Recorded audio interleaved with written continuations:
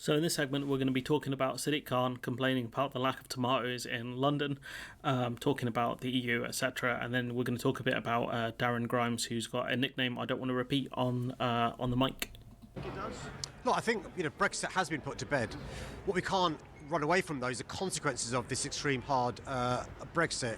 Some in the government may have taken a vow of silence in relation to the consequences of Brexit, but families feel it every day. Businesses feel it. It's not just the government, though, it's the Labour Party as well. The Labour Party have been pretty silent on Brexit. Sadiq Khan's an outlier because he's a London mayor, so it means he's not separated from the party, but his race is a bit different. His constituency voter base is a bit different, and that's why he can be a bit louder on the consequences of Brexit, whilst the Labour Party aren't. But it makes the party look stupid that he can point these things out, but other members of the party say, oh, that's not true. Every day. For goodness sake, you can't buy fresh tomatoes in London anymore or rest of the country. Kent's turned into a car park.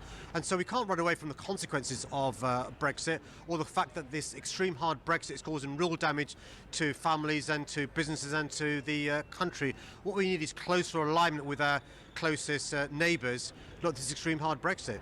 And he's right here. The whole problem is that the hard Brexit we've taken has caused massive problems.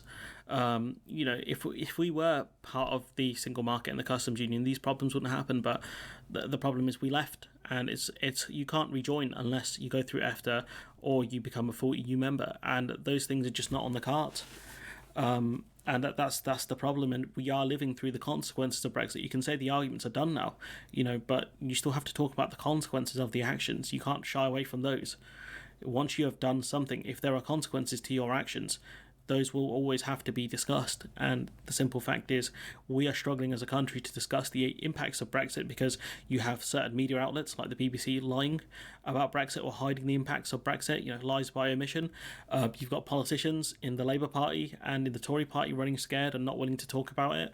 The only political parties that are really willing to talk about are the Green Party and the SNP. Even the Lib Dems are pretty bad on this.